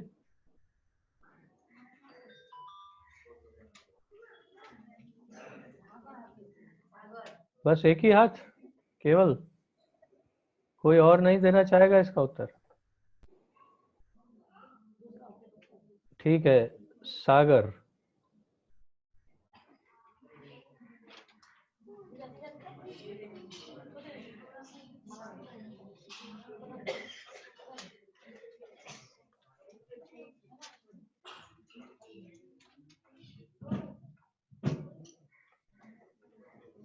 सागर, तुम्हारे कितने वर्ष पूरे हुए?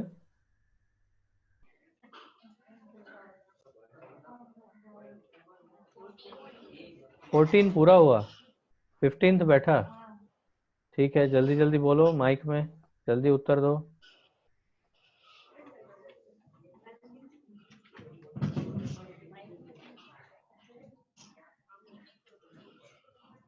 मन इतना बलवान तथा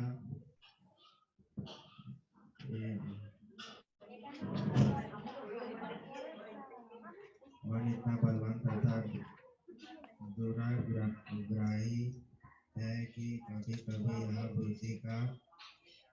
बुद्धि का उल्लंघन कर देता है। यद्यपि उसे बुद्धि के अधिक माना जाता है। इस व्यवहार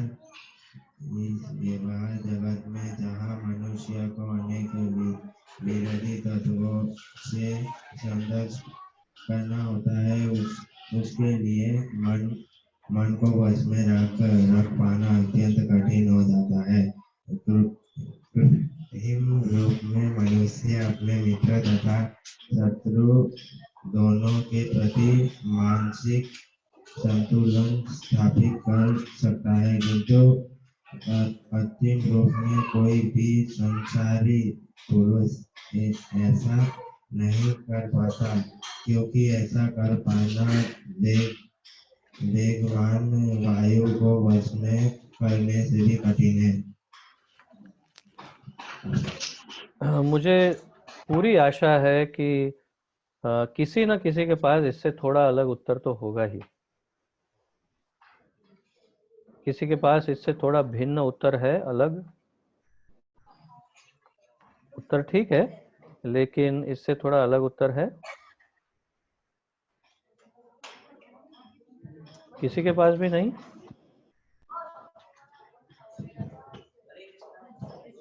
हाँ हरे कृष्ण प्रभु जी। हाँ, मन को नियंत्रित करना इतना कठिन इसलिए है क्योंकि हमारी जो इंद्रियां है वो यहाँ वहाँ उसे भटकाती है। मतलब जैसे 5 घोड़े हैं, वो हमारी जो 5 इंद्रियां वो भौतिक सुख के पीछे दौड़ाती है। तो मतलब ये संसारिक में इतने सारे मतलब जो इंद्रियां यहाँ से वहाँ भागती रहती है, तो वो बहुत कठिन है। तो इसलिए मन को जीत पाना बहुत कठिन है।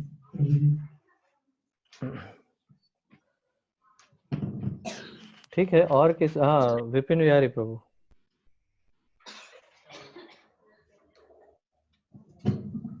हरे कृष्णा। क्योंकि मन चंचल, अस्थिर, उछबूल, अठीला तथा अत्यंत बलवान है, अतः मुझे इसे वश में करना वायु को वश में करने से भी अधिक कठिन लगता है।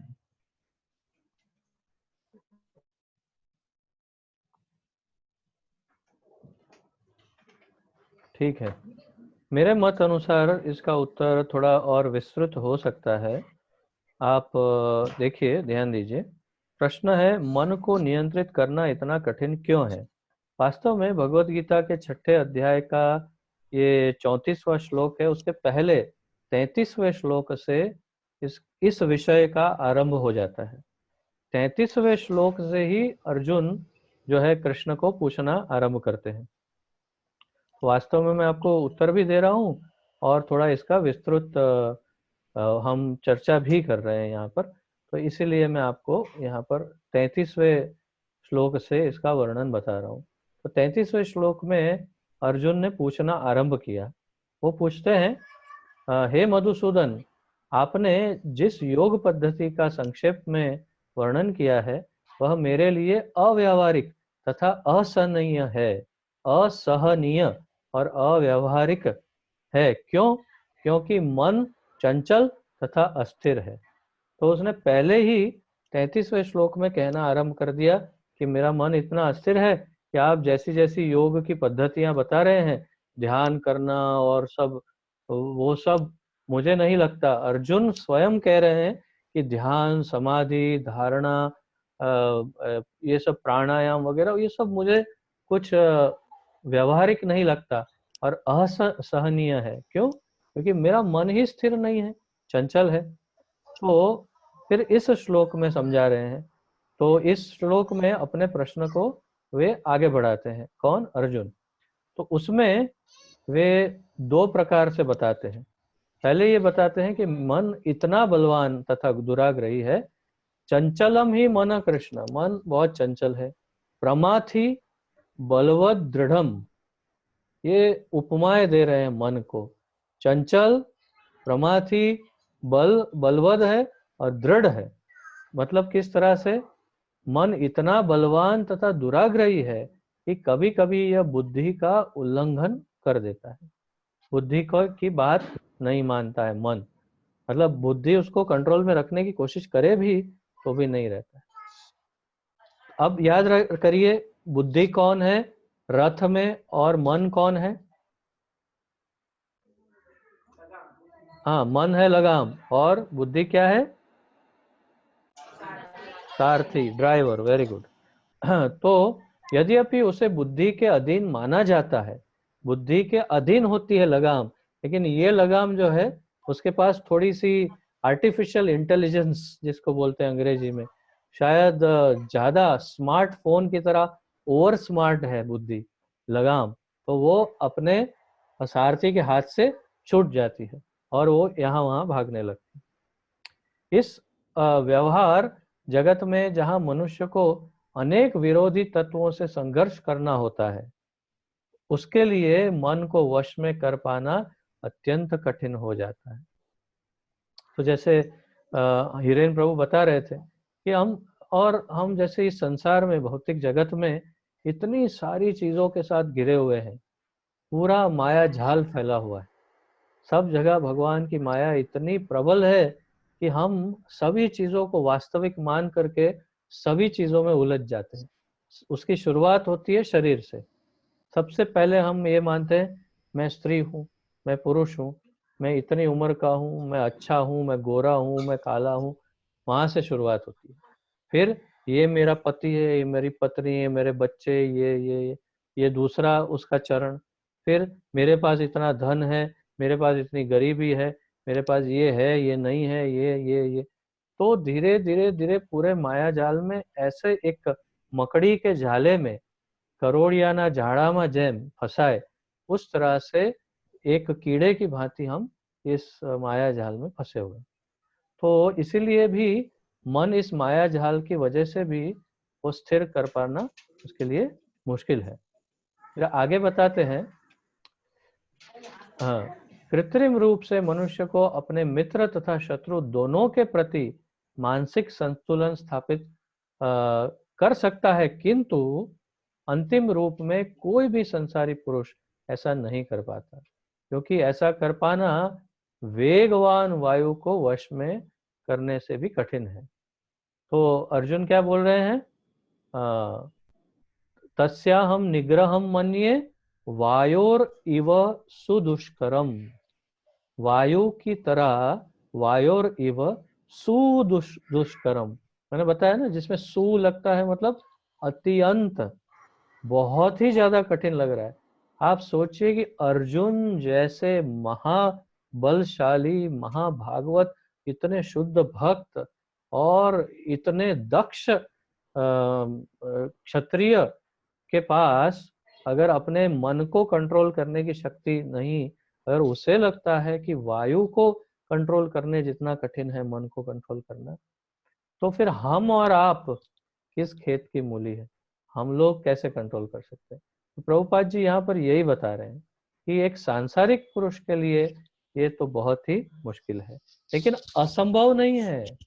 वो कैसे होता है वो हम आगे उत्तर में देखेंगे, और मेरे मत अनुसार इसी उत्तर में आप आगे यहाँ से जोड़ सकते हैं। बुद्धि को मन का नियंत्रित मन को नियंत्रित करना चाहिए, उस लाइन के पश्चात जो लाइन है वहां से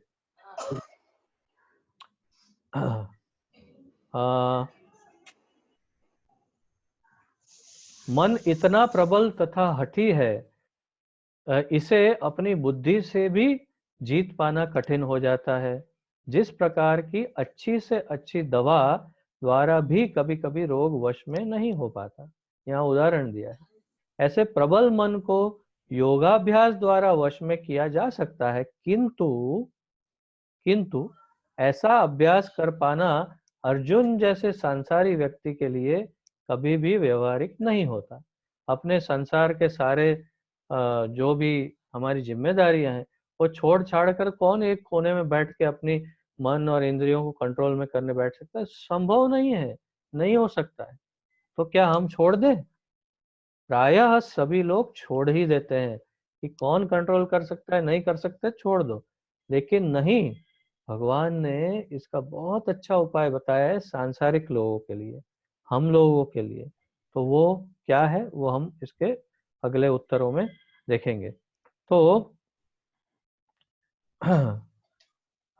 आगे क्या बताते हैं? हाँ, किंतु ऐसा अभ्यास कर पाना अर्जुन जैसे संसारी व्यक्ति के लिए भी व्यवहारिक नहीं होता। तो फिर आधुनिक मनुष्य के संबंध में क्या कहा जाए? यहाँ पर प्रयुक्त उपमा अत्यंत उपयुक्त है। झंझावात को रोक पाना कठिन होता है और उच्च श्रृंखल मन को रोक पाना तो और भी कठिन है।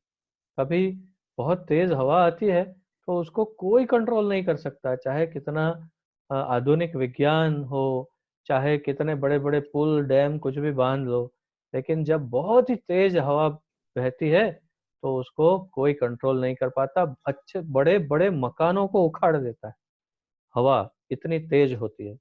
तो फिर मन जो है वो तो उस हवा से भी अधिक बलवान है। जैसे हवा बड़े बड़े मकान को उखाड़ सकती है, पेड़ों को उखाड़ सकती है, वैसे मन हमारे पूरे अस्तित्व को उखाड़ कर फेंक सकता है।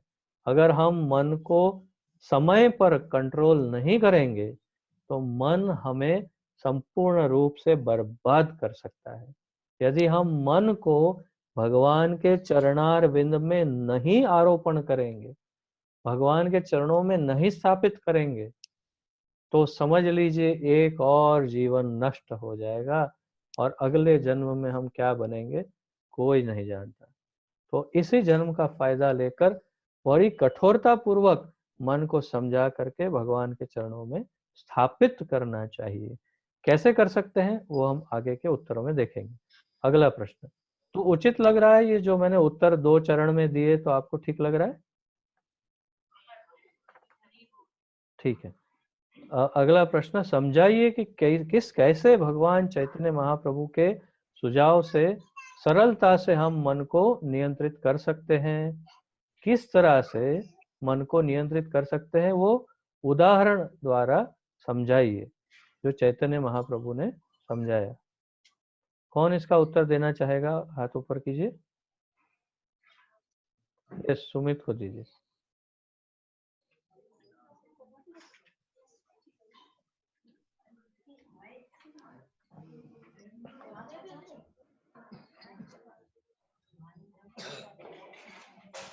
मन को वश में रखने का सरल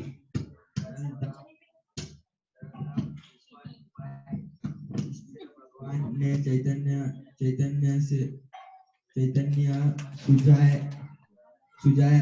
ने सुझाया यह है कि समस्त दैन्यता के साथ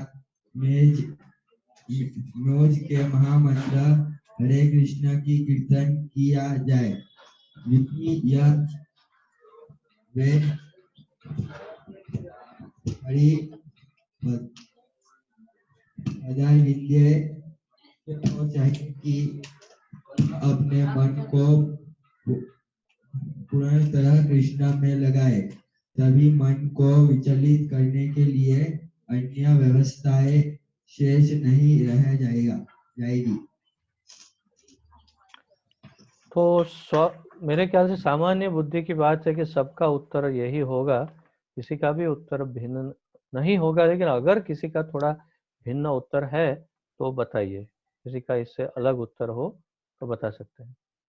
या जैसे हिरेन प्रभु ने प्रयास किया अपने शब्दों में इसके पहले के प्रश्न के उत्तर को देने का, वैसे कोई अपने शब्दों में इसको देना चाहता है इस प्रश्न का उत्तर, जो कि वास्तव में करना चाहिए, तो भी बता सकते हैं। कोई अपने शब्दों में समझाना चाहेगा इस उत्तर को?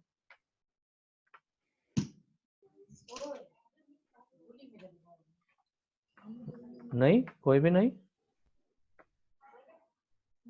ठीक है, तो प्रश्न बहुत ही सरल है, उत्तर इसका समझाइए कि कैसे चैतन्य महाप्रभु ने सुझाव से हम मन को नियंत्रित कर सकते हैं। तो इसका उत्तर बहुत ही बड़ा, लंबा, चौड़ा, बृहद हो सकता है और बहुत छोटा भी हो सकता है। तो यहाँ पर बहुत छोटी संख्या में इसको वर्णित कर दिया है और बहुत सरल बताया है। वो हम यहाँ देखते हैं कि किस तरह हो सकता है।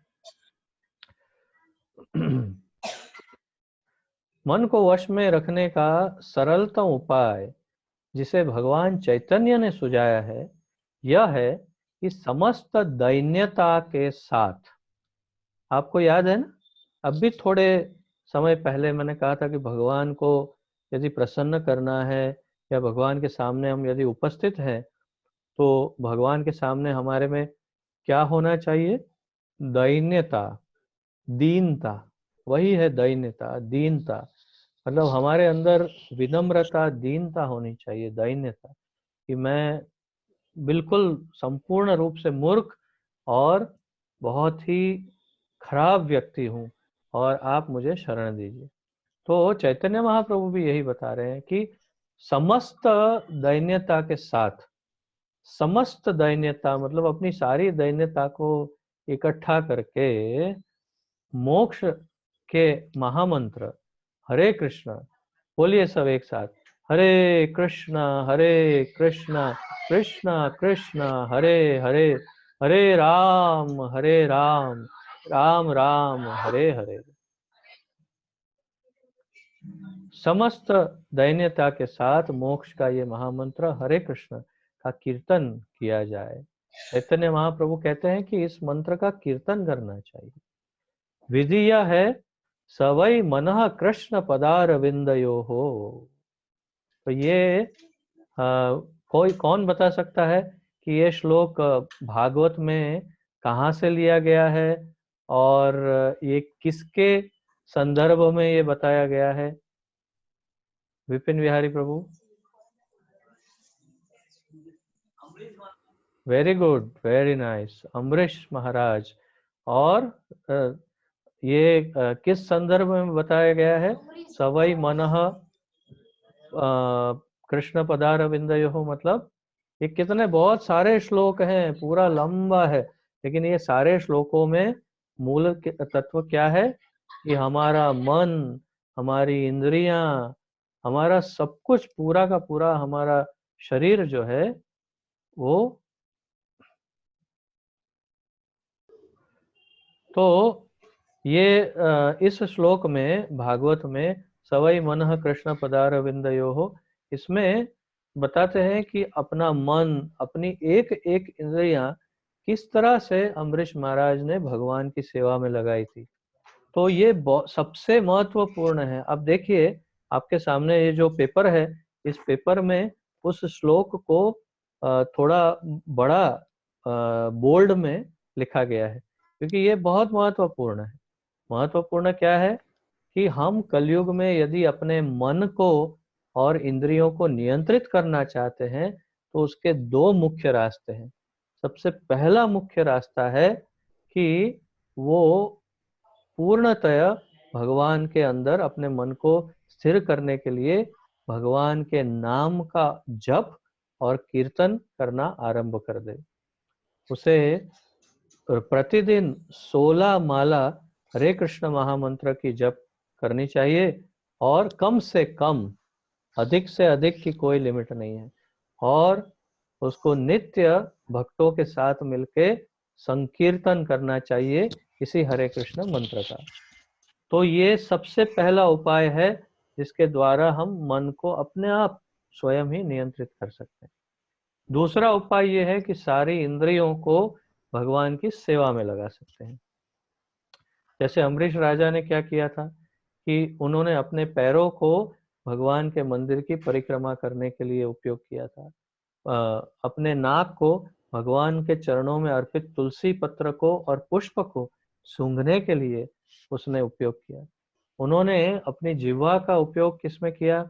भगवान को अर्पित भोग प्रसाद को स्वादन, उसका आस्वादन करने के लिए उन्होंने जिह्वा का उपयोग किया, और जिह्वा का दूसरा उपयोग उन्होंने भगवान के गुणगान गाने में, भगवान के नाम का प्रचार करने में उन्होंने उसका उपयोग किया।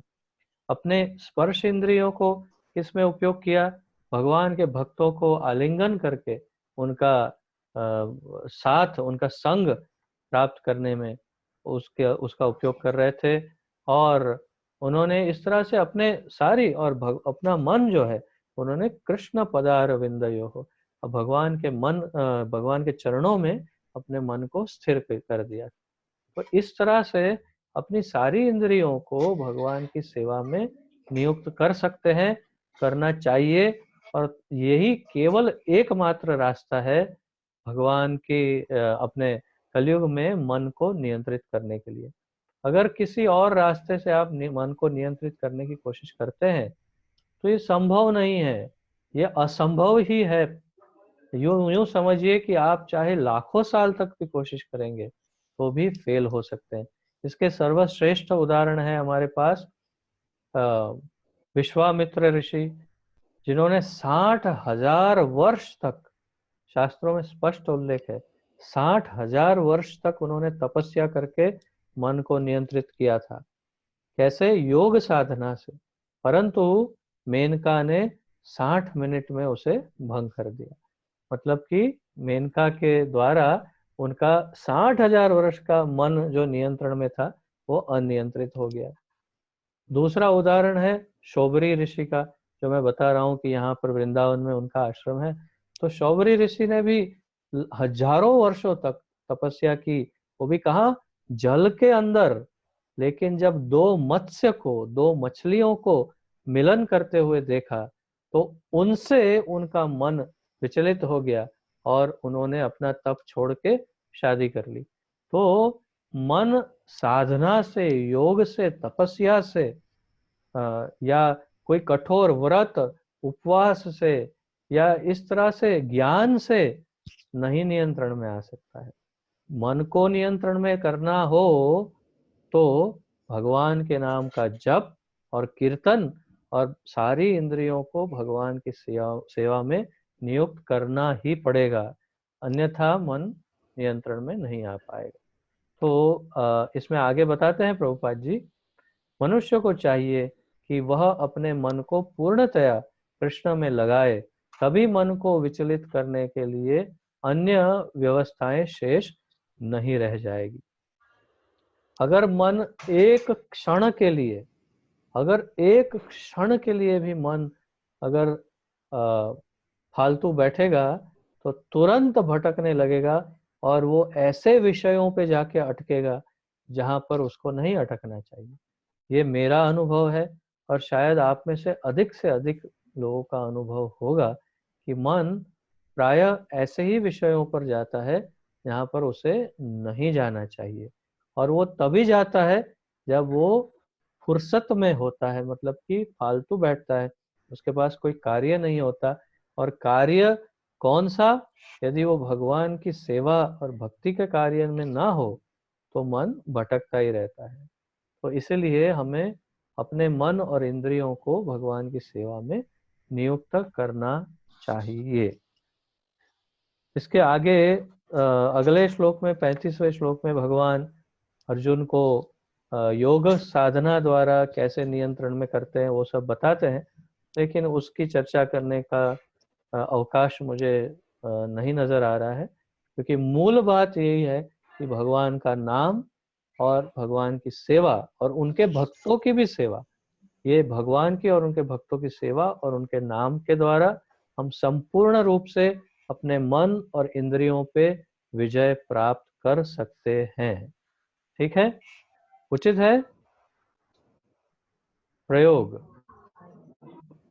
अपने अनुभव द्वारा बताएं कि कैसे कृष्ण भावनामृत की प्रक्रिया आपको अपने मन को नियंत्रित करने में मदद करती है। तो आप सबसे मेरा ये प्रश्न है, आप बताइए कि आप लोगों का क्या अनुभव है। क्या कृष्ण भावनामृत में आने के पश्चात आप लोगों को अपने मन के ऊपर कंट्रोल कर पाना ज्यादा सरल महसूस होता है, या और भी कठिन हो गया है, या बहुत ही सरलता से मन कंट्रोल में आ रहा है? क्या अनुभव है आप सबका, आप बताएं।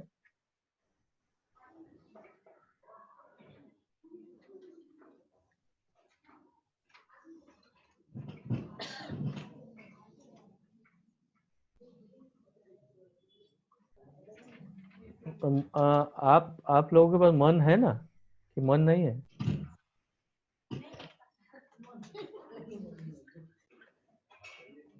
सब कुछ अच्छा, सरल हो गया है, हाँ, सब कुछ सरल हो गया है। सरल लग रहा है। क्या सरल लग रहा है? मन को भटकाना, इंद्रियों की तृप्ति करना, सब सरल हो गया है सर। वाला कठिनाई कुछ नहीं लग रहा है। कठिनाई नहीं लग रहा है। अच्छा, और किसी का कोई अभिप्राय?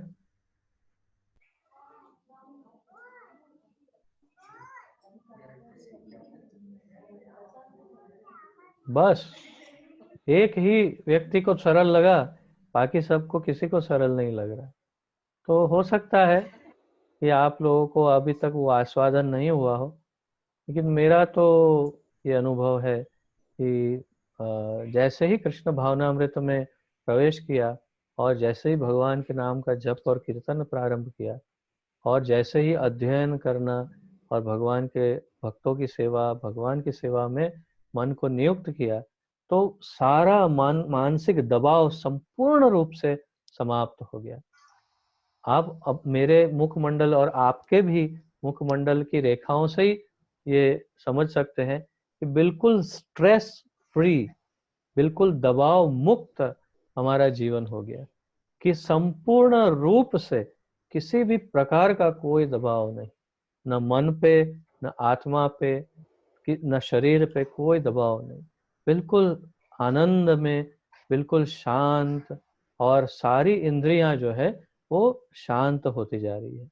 समय लगेगा, इतना शीघ्र नहीं होगा, परंतु मैं देख रहा हूं कि धीरे धीरे धीरे पहले जो था उसकी तुलना में अभी मेरी सारी इंद्रियां काफी हद तक जो है संयम में आती जा रही है। पहले बिल्कुल संपूर्ण रूप से अनियंत्रित थी, अब बहुत ही ज्यादा नियंत्रण में आ चुकी है। संपूर्ण नहीं आई है नियंत्रण में, परंतु मतलब कमी मुझ में ही है, परंतु यही प्रक्रिया अगर मैं और अच्छी तरह से निष्ठा से निभाऊंगा तो मेरा संपूर्ण, मेरा जो व्यक्तित्व है वो नियंत्रण में आ सकता है। ये मेरा अनुभव है। क्या आप सबका ऐसा अनुभव है? जितने हरि बोल आए उतना मैं समझूंगा कि हाँ, ऐसा आपको अनुभव हो रहा है। और अगर अनुभव नहीं हो रहा है तो यकीन करिए कि आपको इन चीजों को पालन करने में कहीं कमी होगी, या तो आप जप नहीं करते होंगे भगवान के नाम का, या कीर्तन में हिस्सा नहीं लेते होंगे, या प्रभुपाद की पुस्तकें भगवत गीता आदि पढ़ने में और सेवा नहीं करते होंगे और भक्तों की सेवा नहीं करते होंगे, तो मन कंट्रोल में नहीं आएगा। अगर कंट्रोल में लाना है तो सेवा आरंभ करनी होगी। ठीक है, किसी का कोई प्रश्न और या दुविधा है इस विषय के बारे में? किसी का कोई प्रश्न है?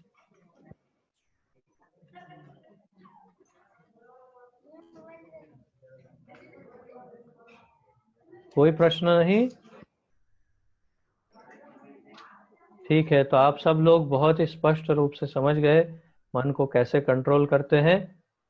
आपको ये ज्ञात होना चाहिए कि ये जगत का सबसे कठिन विषय है मन को कंट्रोल करना, और उसका उपाय आज आप लोगों को प्राप्त हो गया। मतलब आप लोग साधारण जीव नहीं है, अब अत्यंत असाधारण है। इसकी वजह से आपको ये विषय का ज्ञान हुआ है।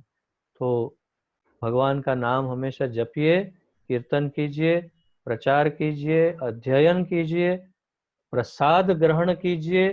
हमेशा केवल प्रसाद ही खाइए, कृष्ण प्रसाद, और सेवा कीजिए। सेवा नहीं करेंगे तो भी फायदा ज्यादा नहीं मिलेगा। सेवा कीजिए, भगवान की भी और भगवान के भक्तों की भी। हमसे जो एडवांस भक्त हैं, सीनियर भक्त हैं, उनकी हमें सेवा करनी चाहिए। इस क्लास में जितने भी नए भक्त हैं, उन लोगों का अब समय आ गया है कि अब आप लोगों को अपने सीनियर भक्तों को कुछ न कुछ सेवा करनी चाहिए। अब तक अभी भी वो लोग आपकी सेवा कर रहे हैं, किचन में कुकिंग कर रहे हैं, आपको भरपेट खिला रहे हैं। अब आप थोड़े थोड़े बड़े होइए और सेवा की जिम्मेदारियां लीजिए और उनको सेवा प्रदान करने का आस्वादन करके देखिए कैसा लगता है। ठीक है, आप सब लोगों का बहुत धन्यवाद। श्रील प्रभुपाद की, गुरु महाराज की, श्री वृंदावन धाम की, निताय गौर प्रेमानंदे, हरि हरि बोल। हरे कृष्णा। आप सबको मेरा कोटि कोटि दंडवत प्रणाम।